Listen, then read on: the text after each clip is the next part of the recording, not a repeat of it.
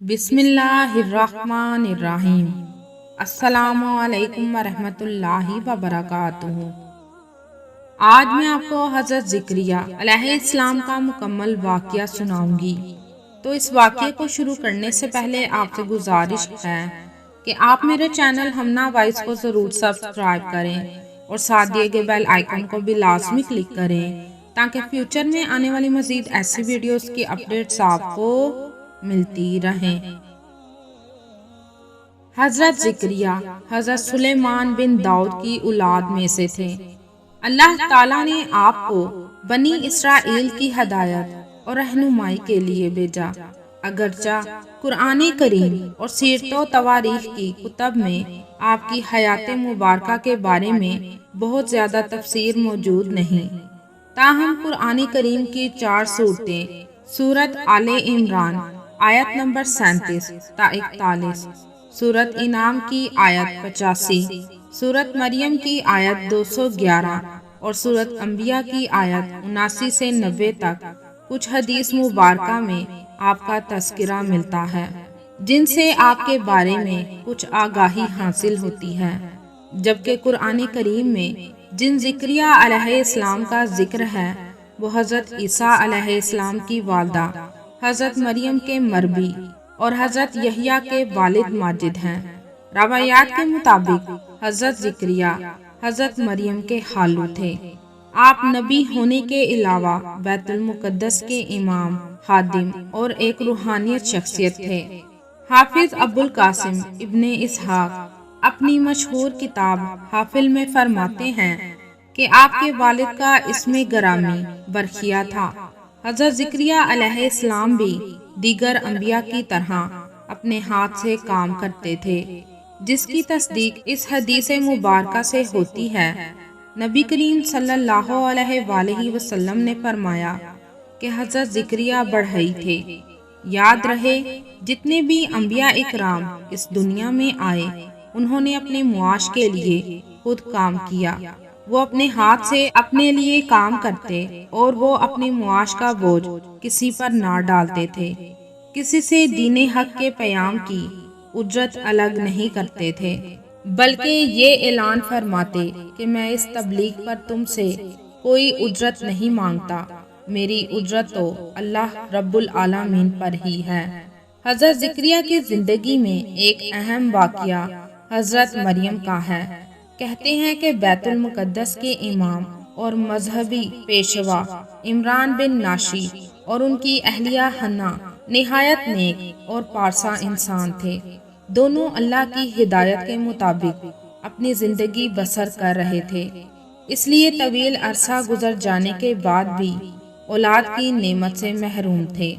اس لیے دونوں اللہ کے حضور دستے دعا بلند ہوئے۔ اللہ نے ان کی دعا قبول فرمائی اور انہیں اولاد کی نعمت سے نواز دیا گیا۔ انبیاء صالحین کی عبادت کا طریقہ یہ تھا کہ وہ اپنی اولاد میں سے کسی کو بھی بیت المقدس کے کاموں کے لیے وقف کر دیتے تھے اور اس بچے سے دنیا کا کوئی کام نہ لیتے تھے، اور حضرت حنا نے بھی ایسا ہی کیا۔ جب ان کے گھر حضرت مریم کی ولادت ہوئی، وہ حضرت مریم کو لے کر بیت المقدس چلی گئیں، تو بیت المقدس میں بہت زیادہ خادم اور حضرت زکریا بھی موجود تھے۔ حضرت حنا نے ان سے کہا کہ میں اپنی بچی کو بیت المقدس کی نظر کر چکی ہوں، اس لیے یہ اب اپنی ساری زندگی بیت المقدس کے لیے وقف کرے گی۔ حضرت مریم چونکہ بیت المقدس کے امام کی بیٹی تھی، اس لیے ہر ایک کی خواہش تھی کہ مریم کی پرورش کا ذمہ انہیں ملے، اور اسی سلسلے میں بحث شروع ہو گئی۔ پھر قرعہ اندازی کا فیصلہ کیا گیا، تو اس قرعہ اندازی میں مریم کی پرورش کا ذمہ حضرت زکریا کو ملا۔ حضرت زکریا حضرت مریم کے سگے خالو تھے۔ حضرت زکریا نے بڑے ذوق و شوق سے مریم کی پرورش شروع کر دی۔ انہوں نے حضرت مریم کو اپنے پاس ہی رکھا، لیکن جب وہ سمجھدار ہو گئیں تو حضرت زکریا نے انہیں مسجد سے متصل ایک حجرے میں منتقل کر دیا، جبکہ رات کو وہ اپنی خالہ ہی کے پاس آ کے سو جایا کرتی تھی۔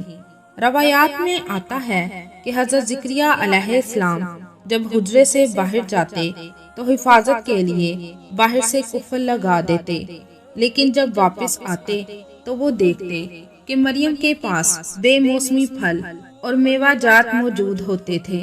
تو حضرت زکریا یہ سب دیکھ کر حیران رہ جاتے کہ یہ سب پھل کہاں سے آئے ہیں۔ ایک دن انہوں نے اس بارے میں حضرت مریم سے پوچھ ہی لیا کہ اے مریم، یہ بے موسمی پھل کہاں سے آتے ہیں؟ تو حضرت مریم کہتی، یہ سب اللہ کے ہاں سے آتا ہے، بے شک اللہ جسے چاہتا ہے بے شمار رزق عطا کرتا ہے۔ یہ سب حضرت مریم کی کرامات تھیں۔ روایات میں آیا ہے کہ حضرت زکریا کی اہلیہ حضرت عیشا باندھ تھیں، جس کی وجہ سے وہ بے اولاد تھے۔ دونوں بوڑھے ہو چکے تھے اور اولاد ہونے کے امکانات بھی ختم ہو چکے تھے۔ لیکن جب حضرت زکریا علیہ السلام نے حضرت مریم کے پاس بے موسم پھل دیکھے تو انہیں خیال آیا، جب میرا رب بے موسم پھل عطا کر سکتا ہے تو وہ بے موقع اولاد بھی عطا کرے گا۔ تو انہوں نے اولاد کی خواہش میں اپنے ہاتھوں کو اٹھایا اور دعا مانگنے لگے۔ اللہ رب العزت نے حضرت زکریا کی دعا کو قبول فرمایا اور فرشتوں سے کہا، فوری جاؤ اور میرے نیک بندے زکریا کو بیٹے کی بشارت دے دو۔ ارشاد باری تعالیٰ ہے کہ ابھی وہ عبادت گاہ میں کھڑے تھے کہ فرشتوں نے آواز دے دی، زکریا، اللہ تمہیں یحییٰ کی بشارت دیتا ہے، جو کہ اللہ کے فیض یعنی عیسیٰ کی تصدیق کریں گے اور سردار ہوں گے اور اللہ کے پیغمبر اور نیک کاروں میں سے ہوں گے۔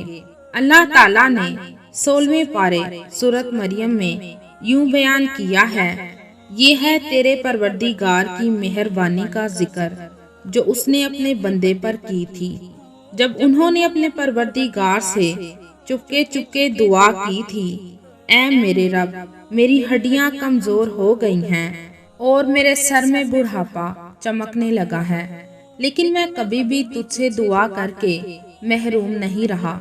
میری بیوی بھی بانجھ ہے، پس تو مجھے اپنے پاس سے وارث عطا فرما جو میرا بھی وارث ہو اور یعقوب کے بھی خاندان کا جانشین ہو۔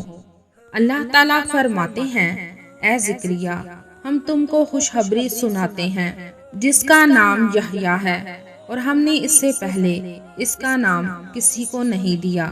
زکریا کہنے لگے، اے میرے رب، میرے گھر لڑکا کیسے ہوگا جبکہ میری بیوی بانجھ ہے اور میں خود بڑھاپے کی بہت عمر کو پہنچ چکا ہوں۔ ارشاد ہوا، تمہارے لیے اشارہ یہ ہے کہ تم باوجود بھلا چنگا ہونے کے 3 راتوں کے کسی سے کچھ نہ بول سکو گے۔ اب زکریا اپنے حجرے سے نکل کر باہر اپنی قوم کے پاس آئے اور انہیں اشارے سے کہا کہ تم صبح و شام اللہ کی تسبیح بیان کرتے رہو۔